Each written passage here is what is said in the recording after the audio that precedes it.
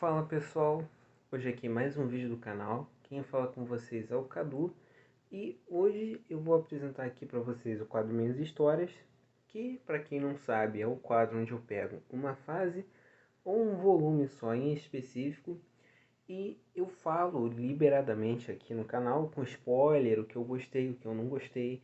Eu meio que de certa forma desconstruo, pego detalhes que eu gostei, que eu não gostei e tudo mais, sem me preocupar com spoilers, né? Assim, quem quiser assistir põe a própria conta em risco. Hoje eu vou falar aqui com vocês sobre essa fase aqui do Punho de Ferro, que é Punho de Ferro, a Arma Viva, do Kaare Andrews, que está compilado nesses dois volumes. São 12 edições que foram publicadas dentro do período da Nova Marvel, que para quem não sabe é o período que começou a partir do final de Vingadores vs X-Men e terminou em Guerras Secretas de 2015 com Jonathan Hickman. Bom, gente, o Punho de Ferro é um personagem que ele, dentro dos personagens urbanos, ele tem uma boa quantidade de publicações. E boa maioria delas, às vezes, trata de retcon na origem do personagem. Seja mudando um detalhe ou seja adicionando mais coisas, né? E a maior fase do personagem, que é a fase Brubaker Fraction, que foi publicada no período aí da Guerra Civil e tal, que é uma fase sensacional, ela faz um retcon muito grande na origem do personagem, adiciona novos elementos, como outras cidades além de Kunlun, outras armas que seriam as pessoas que matam os dragões daquelas cidades para obter poderes para si. Então, assim, foi uma fase que forneceu novos elementos. A fase do Kaare Andrews, ela faz um grande retcon na origem do personagem, mas ao mesmo tempo um retcon coerente, mas um pouco mal trabalhado, por assim dizer. O Kaare Andrews, ele foi meio polêmico aqui. Aliás, ele fez vários retcons, eu não vou mentir para vocês, mas só tem dois que eu me lembre que são bem grandes. O primeiro deles aqui é relacionado ao pai do Danny, o Wendell Rand. O Wendell Rand, ele tinha como objetivo ir para Kunlun. Foi dele a ideia de ir para Kunlun. O Danny, ele só acabou em Kunlun por causa do pai. O Wendell, ele era louco, ele era doente, ele era obcecado por Kunlun. E ele acabou levando o Danny e a mãe do Danny pelo simples fato de que ele, ao mesmo tempo que ele queria ir para Kunlun, ele não queria faltar com as obrigações dele como pai, ele não queria abandonar o filho dele. De certa forma, foi amoroso da parte dele, é até bonito escutar isso. Porém, toda vez que o Danny vai falar do pai dele, é como se o pai dele fosse um cara maluco, obcecado. Tem até quadros aqui que eu acho geniais por parte do Kaare Andrews, que mostram essa loucura do Wendell, né? Como, por exemplo, ele falando, meu filho, que não sei o quê. Aqui, deixa eu pegar aqui a parte que o pai dele morre. Aqui, ó. Não sei se a luz vai deixar claro pra vocês, olha só. O olhar do pai do Danny. E o Danny trata a mãe dele como se fosse uma imagem imaculada, uma mulher sem pecado, pelo fato da mãe dele ter se sacrificado por ele. É muito interessante, mas vamos falar da trama da fase do Kaare Andrews em si. A trama do Kaare Andrews vai se tratar do Punho de Ferro tendo que lidar com uma Kunlun destruída, destroçada e com a culpa de ter abandonado a Cidade Celestial. Ao mesmo tempo em que o inimigo dele vai detonar os poderes dele, vai tirar os poderes dele de vez, assim. Claro, ele vai continuar com os poderes do Punho de Ferro, porém vai detonar as mãos dele, vai quebrar elas, cara. Vai quebrar o Danny, vai ser meio que, entre aspas, não estou falando que é uma história que segue o modelo e quer ser uma queda de Murdoch do personagem, não. Mas seria mais ou menos o caminho da queda de Murdoch, que é tirar tudo do Punho de Ferro até ele voltar em todo o seu esplendor. Vamos lá, que é o seguinte. O problema da história é os níveis de poder do Danny e a coesão ali, a coerência, né? Tentar desenvolver a trama. Ao mesmo tempo em que o Carrie Andrews ele traz elementos bem legais, o pai do Danny volta dos mortos e de um jeito bizarro, mas interessante, que ele volta dos mortos com o corpo fundido com aquele robô que o Danny enfrentou lá na Marvel Premiere, a primeira aparição dele, que era o Churro, né, que era um grande robô que detonava punhos de ferro por causa que o mandante da cidade comum, que era corrupto, escolhia quem iria ganhar o punho, o direito de representar a cidade. Bom, o Churru ele foi jogado da montanha. Quando o Wendell Rand morreu, ele caiu num ponto de Kun onde ele ficou entre a vida e a morte. Ele ficou parado no tempo, ele ficou travado. É um conceito legal que eu não sei se outras fases utilizaram. Mas a fase do Carrie Andrews usou esse conceito e não desenvolveu muito bem ele. Quantas pessoas já devem ter sido jogadas de Kun e ficaram lá? Não foi desenvolvido isso, só foi desenvolvido o Wendell Rand. O Wendell ele ficou lá parado com a coluna quebrada, sem poder se mexer, e ficou ali, até o robô cair em cima dele e a tecnologia do robô se fundir com o corpo do Wendell e formar um ciborgue bizarro, né? E assim, cara, é doentio isso, sério. Nisso aqui eu não tô querendo dizer que o Carrie Andrews ele é um doente mental por ter feito esse tipo de coisa, nossa. Não, não é isso, gente, aqui ó. Mas ficou muito bizarro. E ficou até show de bola até, eu gostei. Só que os objetivos do pai do Danny, eles não são concretos, eles não são bem desenvolvidos. Ele não é um vilão que tem aquele discurso, que nem o próprio Harold Mitchum na primeira temporada, que tu não entende o porquê que ele é mau, cara. Tu não entende isso. O pai do Danny ali, ele fala, né, que o objetivo dele é reunir a família dele, que seria reunir o Danny e a mulher, a mãe do Danny lá, que eu esqueci o nome, gente. Nossa, assim, eu me sinto até mal por esquecer o nome de personagens às vezes. Mas, assim, não fica concreto, tu não cai ali naquilo. Claro que ele tem uns discursos interessantes, maneiros. Um discurso interessante que eu achei é quando ele vai se aliar ao Davos. E ele fala com o Davos o seguinte, o maior poder que a pessoa que tem um grande poder é aquela que pode doar para os outros, é aquela que pode dar, não tirar. Eu achei isso legal, foi uma reflexão interessante. E aí a gente acaba lembrando até do Galactus, que dá poderes a seus arautos. E os arautos deles são mega poderosos, mas vamos voltar ao lado da rua. E outra, né? Essa história do Carrie Andrews, ela é levada assim à frente, tem elementos dela que são levados à frente, como a Pei, que é a aprendiz do Danny. Ela trazem ela em outras histórias e tal. É uma personagem interessante. É muito bom até você ver o status do Danny mudar para mestre no final dessa fase, porém depois não desenvolvem. Outra coisa é os níveis de poderes do Danny. O Danny aqui ele sofre danos a níveis Wolverine às vezes. Por exemplo, o pai dele no meio da luta final, da grande batalha entre ele com o Danny, perfura o peito dele aqui, sério, enfia a mão. E o Danny continua vivo ali, todo quebrado, mas continua vivo. Eu achei isso bizarro. Porém, eu acho que tem até uma passagem aqui que os dois vão começar a se fundir ali, ficar amalgamados, e o Danny se regenera.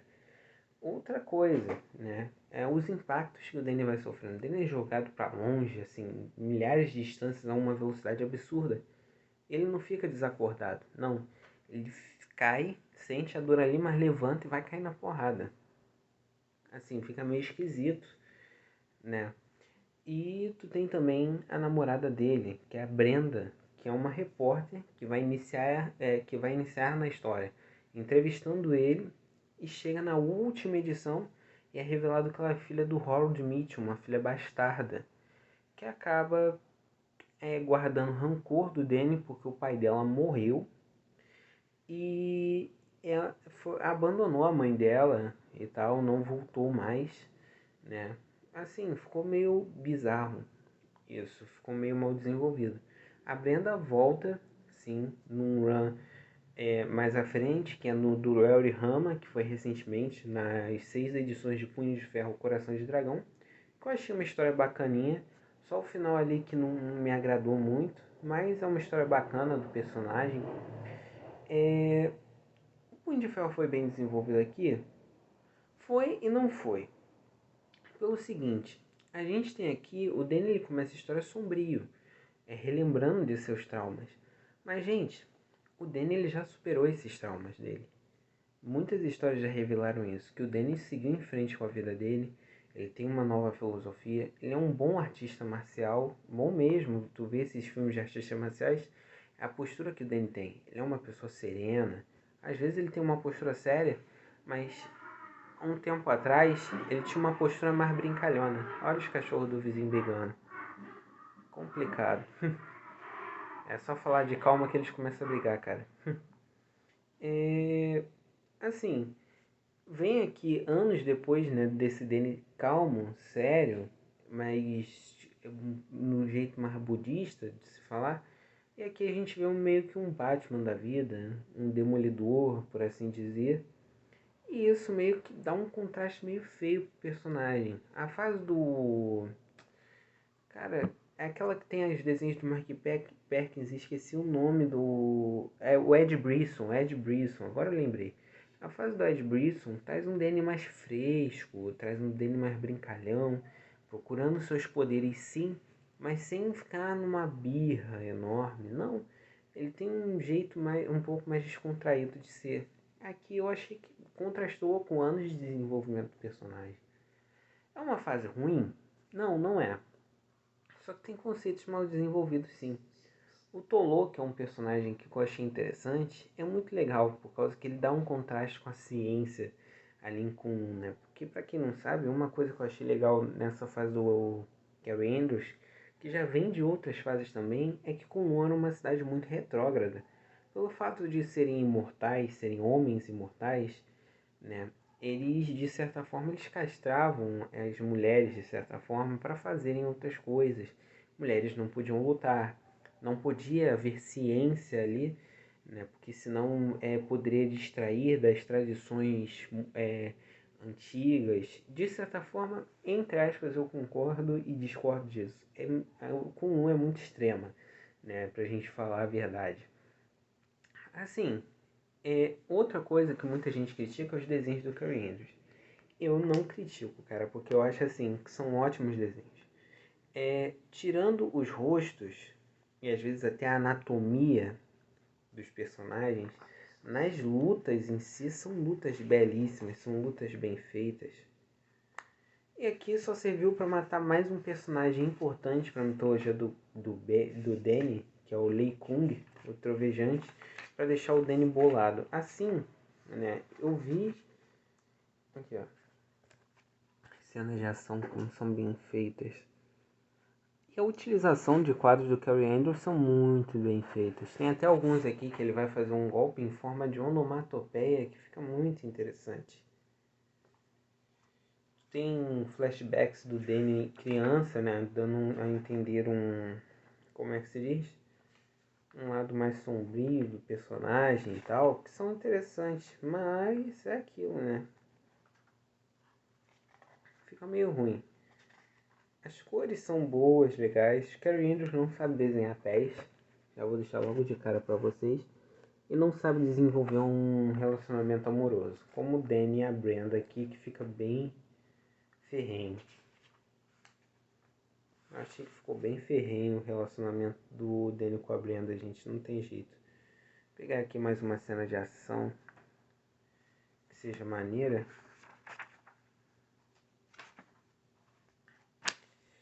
O que eu vou falar com vocês, essa fase do Cary Andrews é o famoso caso de muitas ideias e pouco tempo. Eu até falo, olha, essa aqui é a arte mais bonita de todas dessa fase. Tirando essa capa aqui que ficou belíssima, um Danny estilo meio motoqueiro fantasma.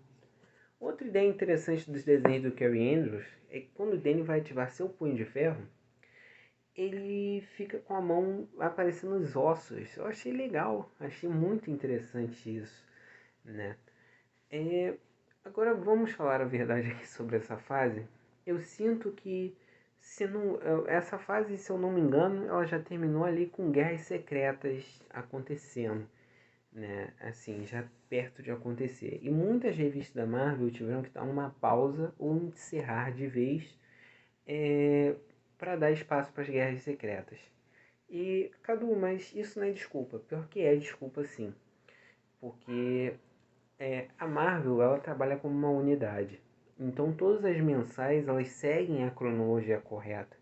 Então, se o plano editorial decidir que o grande evento vai afetar todo o universo, então boa parte dos escritores ou vão ter que pular do barco e cancelar o título, ou vão ter que pegar e engolir o sapo e esperar o evento acabar para desenvolver seu plot original. Aconteceu com o espetacular Homem-Aranha do Dan Slott. Ele pegou, ele encerrou ali o último arco dele antes das Guerras Secretas.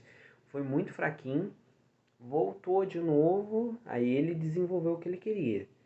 O X-Men do Bendis ele teve que encerrar de vez ali, acabou os X-Men do Bendis, tanto novíssimos quanto fabulosos, e não deu mais espaço para ele desenvolver as ideias ali com o Ciclope Revolucionário, por exemplo.